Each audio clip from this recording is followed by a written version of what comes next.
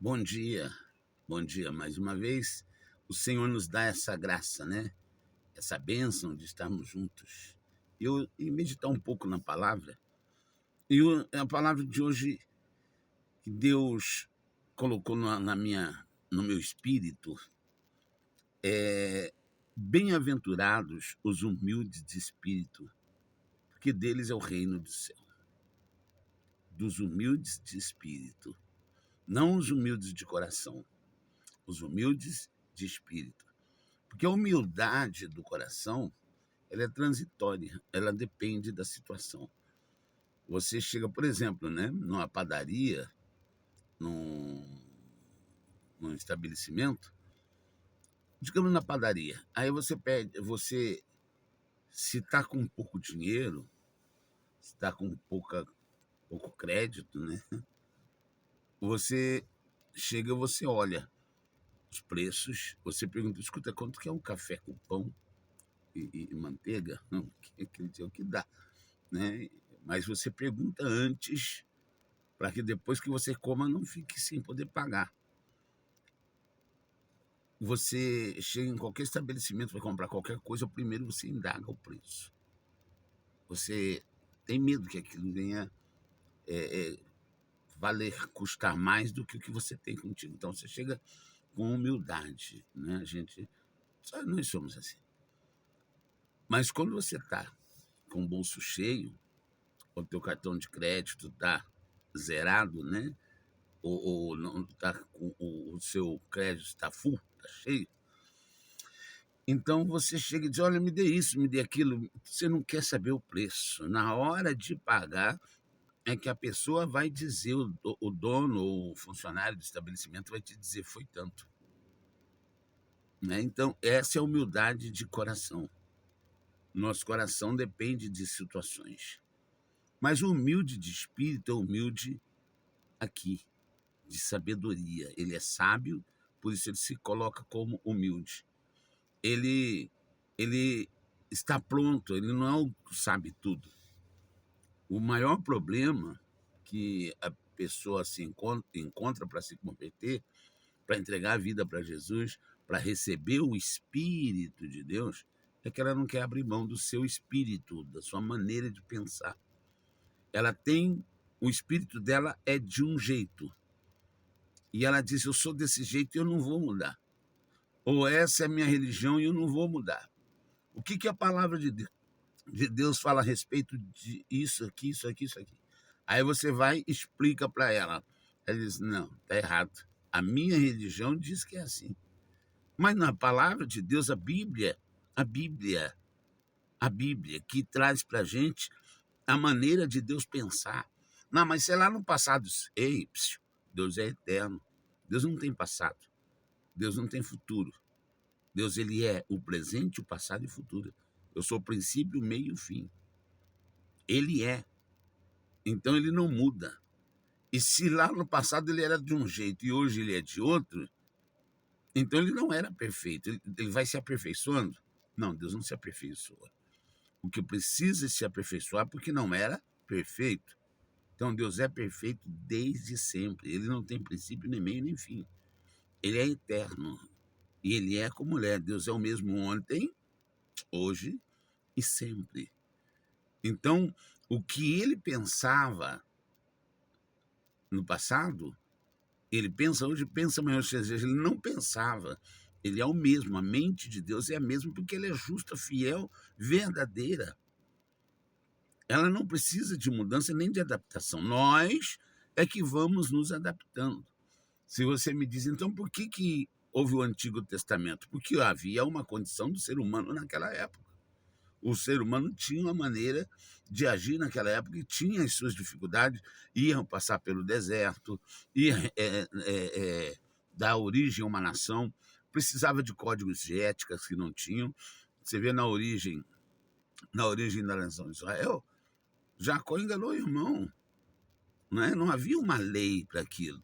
Então, quando Israel se tornou nação, leis foram estabelecidas. E essas leis regem a maior parte dos códigos civis do mundo inteiro, até hoje. Tão justas que são.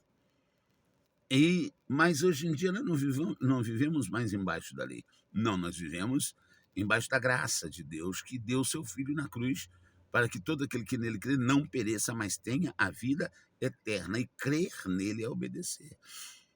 Ele diz assim, ide por todo mundo, pregar o evangelho a toda criatura, batizando em nome do Pai, do Filho e do Espírito Santo, e os sinais seguirão aqueles que creem em meu nome, curarão enfermos, expulsarão demônios.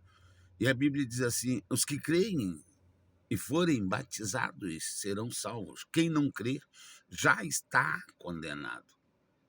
Então, essa é a maneira de Deus pensar. E ele não vai mudar. Ele não vai mudar. E a palavra de Deus fala no Antigo, no Novo Testamento, sobre idolatria, sobre ter imagens, fazer imagens, sobre reverenciar os mortos que já morreram. Se eles pudessem alguma coisa, não teriam morrido, estariam vivos como Jesus. O Senhor Jesus ressuscitou dentre os mortos. O Senhor Jesus saiu da morte, a morte não pôde segurá-lo. Ele veio, entregou a vida, se entregou à morte, para que você não precise ter a morte eterna.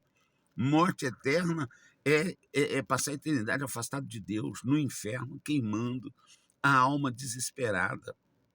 Mas o que eu posso fazer, pastor? Eu quero ser salvo, mas eu também tenho outras coisas que eu quero lutar por isso. A Bíblia dá direitinho o segredo. A Bíblia ensina direitinho o que fazer. Buscai, em primeiro lugar, o reino de Deus e a sua justiça, e as demais coisas serão acrescentadas. Qual é a justiça do reino de Deus? Qual é? A justiça é essa. Jesus pagou pela tua alma é dele. E enquanto você não entregar tua alma para ele, você vive na injustiça, porque ela já foi comprada. Ela está sob o teu domínio e você entrega para ele ou não. Você vai ter que entregar para alguém. Vai ter que entregar. Quando sair do teu corpo, a tua alma não vai ficar vagando aqui, não. Ela vai para algum lugar, ou para o inferno, ou para o céu. E só quem leva para o céu é o Senhor Jesus. Só ele diz, eu sou o caminho, a verdade é a vida. O caminho, a verdade é a vida. Eu começo a trilhar pelo Senhor Jesus, eu passo a obedecer a palavra dele, porque eu a reconheço como verdadeira, então eu passo a ter direito à vida eterna. Enquanto eu não fizer isso, eu não entreguei minha vida para o Senhor Jesus. Eu posso ir na igreja até me batizar, mas se eu continuo no pecado, eu continuo mentindo, enganando, infidelidade. Eu sou cristão 364 dias no ano. Mas quando chega a época de final de ano, quando chega Natal, quando chega a época de festa, eu me afasto, nem na igreja eu vou.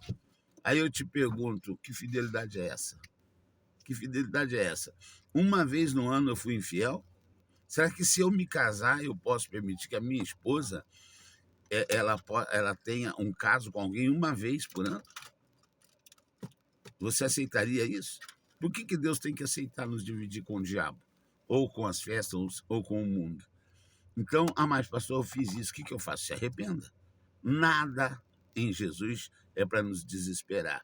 Se ele nos dá uma palavra para nos consertar, é para nos consertar, para que ele nos tenha. Ele quer a gente, ele quer você com ele quer você no céu, morando com ele, salvo.